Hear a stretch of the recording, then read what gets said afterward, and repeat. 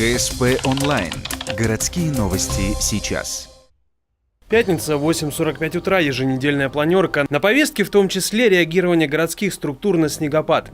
На прошлой неделе погода прибавила проблемную, на этой неделе ситуация с осадками переменчивая. Коммунальщики рапортуют, вывезено более 11 тысяч кубометров снега. УК добавляют, мониторим, убираем. Важная тема – сугробы на крышах, особенно образовательных учреждений.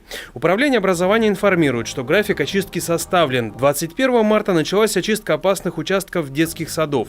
Первым стал на Ветлосяне.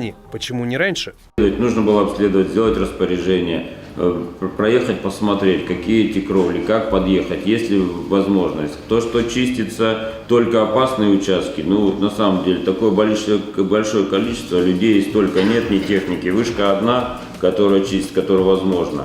Поэтому в тех местах, где есть сегодня необходимость и угроза, в них в первую очередь и чистится. Другая по-настоящему вечная тема – бродячие животные. Периодически этот вопрос снова и снова возникает в поле зрения горожан и власти. Однако сейчас пока ажиотаж спал. Справочная информация на сегодня. Контракт, который разовый до 100 тысяч, был заключен с нами, закрыт. Все условия соблюдены, документы все нам предоставлены Добрым городом. По контракту, который объявлялся аукцион, Добрый город выиграл и в начале следующей недели должен подписаться с их стороны, с нашей стороны он подписан.